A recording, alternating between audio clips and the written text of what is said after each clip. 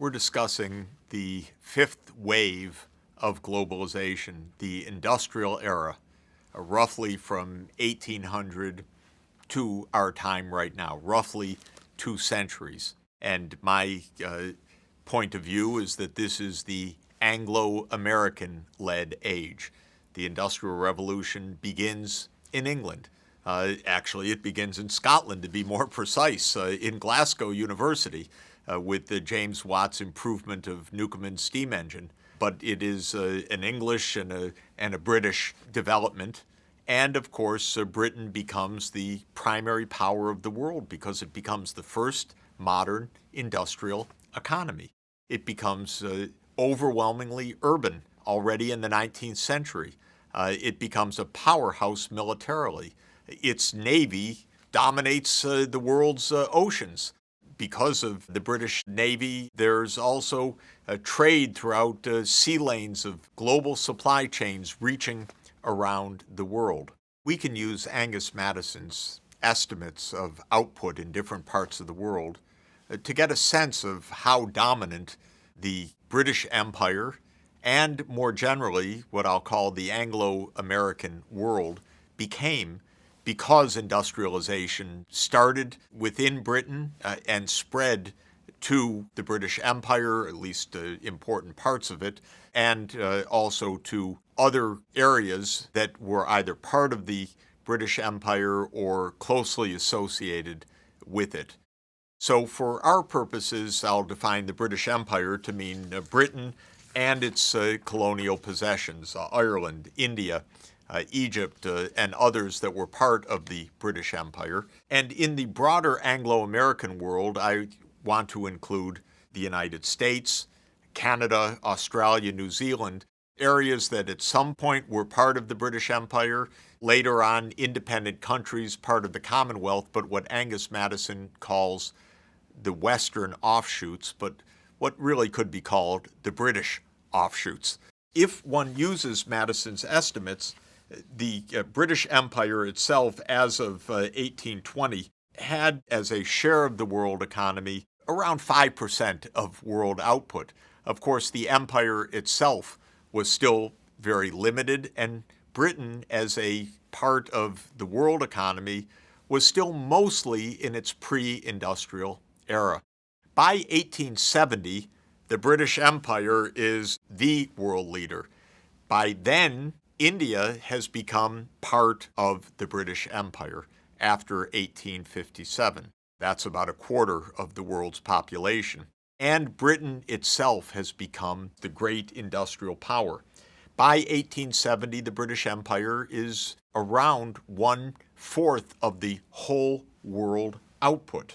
And if one adds in the growing economies of the United States, Canada, Australia, and New Zealand, one adds about 10% more of world output, so the Anglo-American world as of 1870 is roughly a third of the total world output, almost 35% of the total.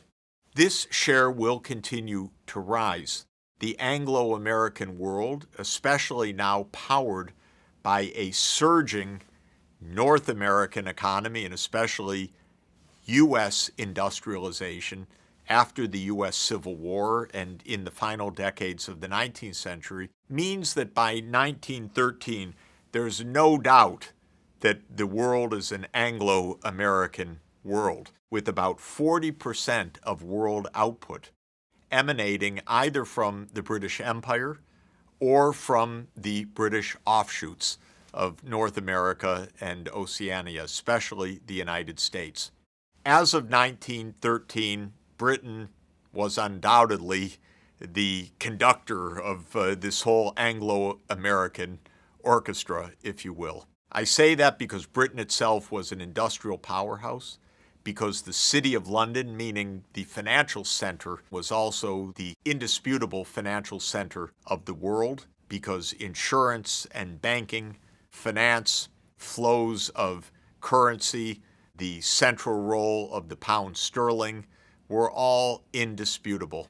And one could probably hardly imagine a world in which Britain was not the dominant power, Of course, France had its empire, and Germany had a new empire, and the United States, a latecomer after closing the American frontier, as it were, meaning pushing the indigenous populations aside and making a continental scale economy, looked out at the end of the 19th century and say, well, where can we create an empire? And quickly decided we'll take some of the Spanish colonies, Puerto Rico, Cuba, the Philippines, and we'll start our own empire, by golly. And so America began its imperial expansion as well. Well, as of 1913, this Anglo-American world was dominant, but huge changes were, of course, about to happen because I picked 1913 as the eve of one of the great cataclysms of history, the onset of World War I, 1914, and not just World War I and the utter shocking industrial scale destruction and loss of life of World War I, unprecedented in history, but all of the disasters that continued after that. Let us instead now return to the 19th century to ask, how does this unfolding of the industrial age look from a more global point of view? Remember the basic idea: innovation and diffusion. Britain becomes an industrial power. Innovation begins as a British innovation, and then it begins to diffuse. On the horizontal axis is the distance of the European countries from London. To calculate this, I took the capital cities of other countries of Europe and just took the shortest path from London to the capital city.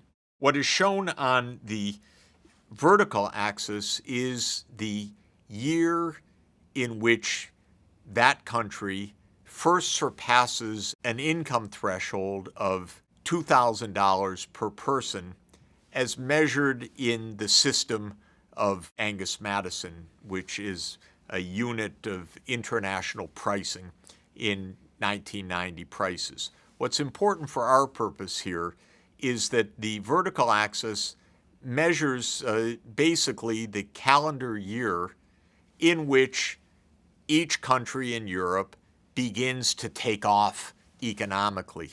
All the countries are poor at the start of the industrial age, Britain as well. Then this great set of innovations occurs.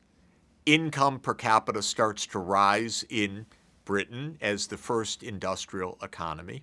And as it rises, businesses in Britain start looking out and saying, we should invest in our neighborhood, or we should sell steam engines in France or in Belgium.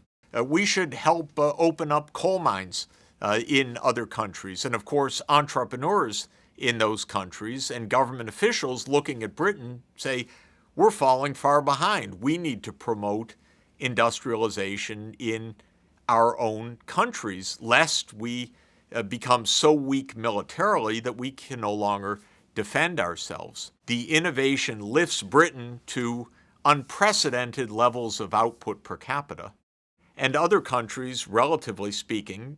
And so what ensues throughout Europe in the 19th century is a catching up process. Countries begin to industrialize. They industrialize by attracting investment, by entrepreneurs saying, we'll develop or take on the factory technology, we'll buy Watt steam engines, we'll buy the industrial machinery that is propelling Britain's industrial revolution. We will innovate because France and Germany and other countries, through their own university systems and their commercial enterprises, become innovators, realizing that there are now new rounds of technological advance that are possible. The closer you are to London, the faster is your industrialization. Industrialization proceeds like a spreading wave. Drop a pebble in a still lake, and you get a circle, a wave that spreads with a widening concentric circle. Drop an industrial revolution into England, and what you get is a spreading wave of industrialization. The first industrializers are the countries closest to Britain: Belgium and France, the Netherlands. And then the wave spreads. Next round of countries, Germany, for example, northern Italy begin to industrialize. Then a generation later, the wave spreads further, and the Scandinavian countries begin to industrialize. Spain, which is a laggard, farther away, begins to industrialize. Industrialization begins in Central Europe, in what is today the Czech Republic and Slovakia. So this fascinating graph shows that proximity, geographical proximity, is a key feature of diffusion of innovation in general. That we've known for thousands of years. And it proved to be a key feature of diffusion of industrialization as well. As that wave spread, it spread preferentially to those places with coal, because coal was the energy source for the Industrial Revolution. So Germany, with its great coal deposits, became an early industrializer. Of course, proximity was not the only issue of transformation. There were many other channels by which industrialization could proceed, and many other pathways by which industrialization was blocked. For example, America, being so close to what was the motherland until very recently, England, sharing a common language, sharing an ancestry, family links, made it possible for many inventors in the United States in the early days of the Republic to take on the industrial innovations of England and begin a very early process of industrialization in the United States. Common language, common culture, common heritage, shared family made it possible to have that diffusion. Another way that diffusion worked most rapidly is when the ecological setting of Britain could be found in different areas of the world. Britain is a temperate zone, mid-latitude geography, and it has its wheat farming and barley and other temperate zone crops. It's mixed animal husbandry with a large dairy and beef eating population. So in other places in the world with similar climate and ecology, it was possible to transfer British technological know-how readily. And one place that's notable for that were the countries of Argentina and Uruguay, which, though across the Atlantic and in South America on the other side of the equator, are temperate zone economies where it was possible to grow wool, possible to grow cattle, to create a meat industry, and now with the new ocean shipping, possible actually with later technological developments to create refrigerated ocean steamers and create a worldwide meat exporting industry based in the Pampas of Argentina, with industry financed from London, based in Buenos Aires, to create a quite wealthy economy by the end of the 19th century. One can study the diffusion of the Industrial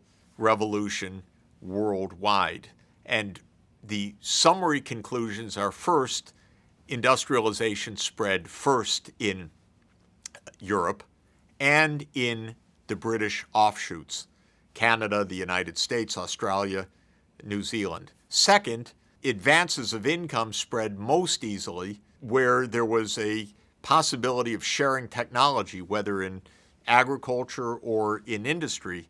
And so temperate zone settings like Uruguay and Argentina or New Zealand for massive wool production were able to become part of the British-made worldwide industrial economy early on.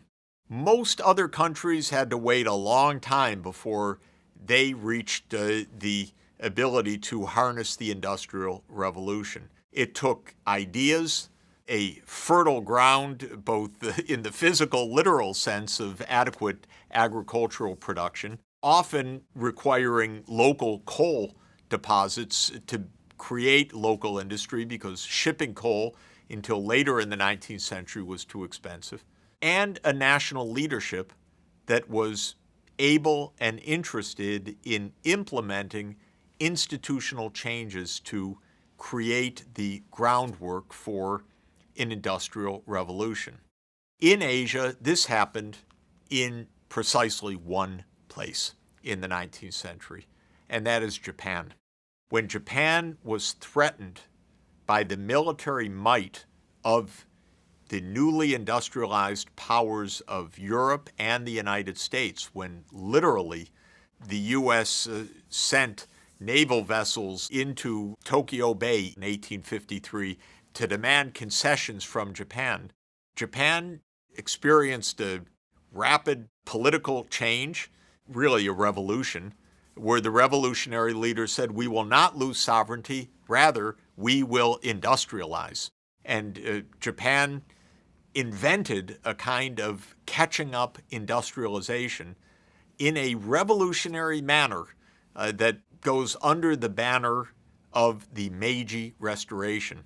This is a term for the political change in 1868, which brought to power modernizers of Japan to end the feudal era, open up Japan to the world, but especially to attract technology and to train Japanese engineers to run Japanese factories to industrialize Japan.